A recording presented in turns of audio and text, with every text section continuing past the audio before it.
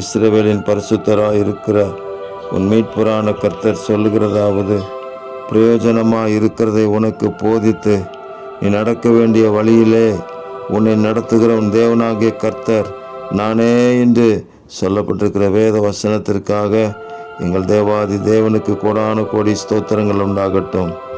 எங்கள் மீட்பரான கர்த்தரே உமக்கு ஸ்தோத்திரம். பிரயோஜனமாக இருக்கிறதை எங்களுக்கு போதித்து நாங்கள் நடக்க வேண்டிய வழியிலே எங்களை நடத்துவீராக என்று நாங்கள் ஜெபிக்கிறோம். நீங்கள் என் சமீபத்தில் வந்து நான் சொல்வதை கேளுங்கள் என்று சொல்லியிருக்கிறீரே, உங்கள் சமீபத்தில் நாங்கள் வருகிறோம். எங்களோடு கூட பேசுங்க. இன்று நாங்கள் என்ன செய்ய வேண்டும், வரும் காலங்களிலே நாங்கள் என்ன செய்ய வேண்டும் என்பதை குறித்து எங்களோடு பேசுவீராக.